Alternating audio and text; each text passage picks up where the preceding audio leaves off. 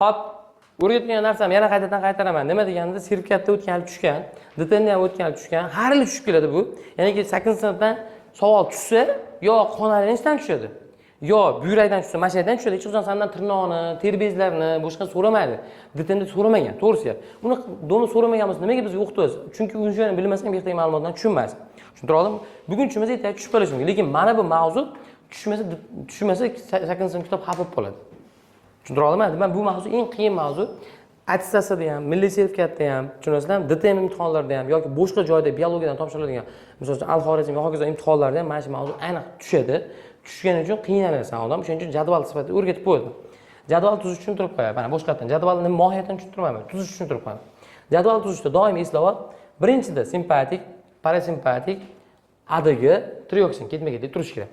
Bunaqasiga 4 ta ustun, bunaqasiga nechta ustun ekan? 3 ta ustun. Birinchisida F qilib qo'ygan bu filtratsiya. R qilib qo'yilgan ham reabsorpsiya. Bu sidik. Tushuntira oldimmi? Nima jadvalning asosi mana bu simpatik, parasimpatik, adigi, trioksin yozasan. Filtratsiya, reabsorpsiya, siding joyiga qo'ysan va mana bu qismni to'ldirsang, mana bu joyi o'zidan chiqaveradi. Qanoq qilib. Birinchisi kamayadi, ko'payadi, kamayadi, ko'payadi. Ya'ni kamaydan boshlanadi, almash ko'payish bilan nima qilish kerak? Tugash kerak. Tugagandan keyin yana bitta mohiyatni tushunib ol. Simpatik va parasimpatik nerv sistemasi faqat nimaga ta'sir ko'rsatadi? Filtratsiyaga ta'sir ko'rsatadi. Aksincha, adigi va trioksin gormoni reabsorpsiyaga. Nima? Simpatik va parasimpatik filtratsiyaga ta'sir ko'rsatgandan keyin reabsorpsiyaga ta'sir ko'rsata olmaydi. Shuning uchun bu yerga X qo'ydik. Keyingisi, adigi va trioksin gormoni reabsorpsiyaga ta'sir ko'rsatgani uchun filtratsiyaga nima qila olmaydi? Ta'sir ko'rsata olmaydi. Shuning uchun bu yerga X qo'ydik. Tushuntira oldimmi? Bo'ldi. Va mana bu joylar hozir yo'q deb tasavvur qilyapman. Yo'q bo'ladigan bo'lsa, endi nimaga qarab ketamiz? Uchinchi xususiyat qara. Filtratsiya ya'ni birinchi jarayon CD bilan teng yuradi. Nima yurar ekan? Teng. CD ko'payishi u ham kuchayadi, CD kamayishi u ham pasayadi. Tushuntira oldimmi? Ikkinchi jarayon CD ga teskari yuradi. Qanaqa yurar ekan? Teskari yurar ekan. Hamma tushundingmi? Demak, qara. Birinchisida CD kamayganmi?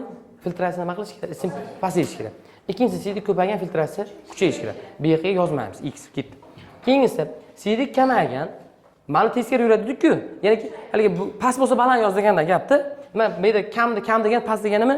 Nima bu yerga nima qilish kerak? Kuchaygan deyish kerak. Ha bu yerda ko'p, bu yerda nima qilish kerak ekan? Pasaygan deyish kerak. Tushuntira oldimmi o'zimni aytganni? Yaxshi.